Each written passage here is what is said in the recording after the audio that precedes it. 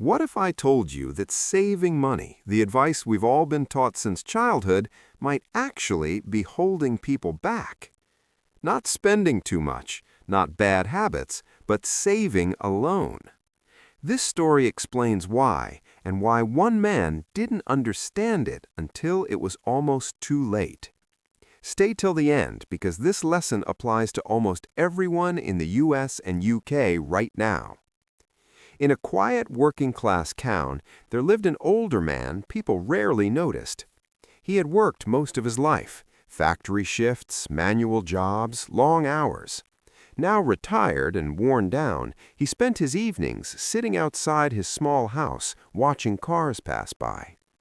One day, he'd say, I'll finally build something for myself. But weeks passed, years passed, and nothing changed. People didn't call him lazy out loud, but they thought it, because talking about plans without action slowly turns into disappointment. One night during a power outage, his grandson asked a simple question. "Grandpa, what's for dinner?" The fridge was nearly empty. In that moment, reality hit harder than any bill ever had. Plans don't pay for food. Ideas don't protect families. The next morning, the old man took whatever work he could find. The work was exhausting. Early mornings, aching joints, paychecks that disappeared almost immediately. Groceries, utilities, medication. No matter how careful he was, the money never stayed long enough to feel safe. And then, like most people, he heard advice that sounded responsible. At a local cafe, he overheard men talking confidently. "If you just save enough, you'll be fine." That idea stuck. He went home, opened an old lockbox, and decided to do what everyone says is smart. Save, cut back, wait. Every week he added a little more. When his grandson noticed, the old man smiled and said, "This is our security." But saving came with sacrifices. Meals got smaller, repairs were delayed, life stayed tight. His daughter finally said, "What's the point of saving if nothing improves?" The old man didn't answer, because deep down he wasn't saving for growth, he was saving out of fear. Months later, he tried to use that money. At the store, prices were higher than he remembered. The savings that once felt comforting now felt weak. The cashier said something simple, "Everything costs more now." That night, his grandson asked the question that changed everything. So what did the savings actually do?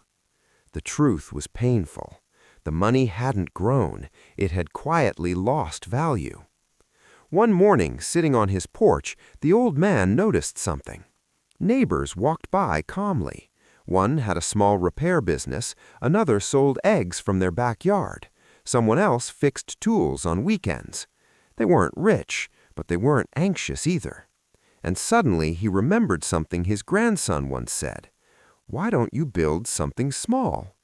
This time he listened. He used the remaining savings not to store it, but to do something. He bought basic tools, set up a small side hustle, started slow. The work wasn't easy, but it had direction. Money didn't just leave anymore. Some came back, and that changed everything. One evening, after finishing a small job, the old man said to his grandson, "Saving isn't wrong." He paused. "But saving without growth is." The boy smiled. "So you're not stuck anymore?" The old man smiled back. "No," he said, "I finally stopped waiting." The lockbox stayed closed and forgotten. When people talked about saving money, the old man said this, "Money that just sits still slowly loses power. Make it work, even if you start small." If this story made you rethink money, security, or fear, like the video, subscribe, and share it with someone who needs this lesson. Because the real mistake isn't saving, it's believing saving alone is enough.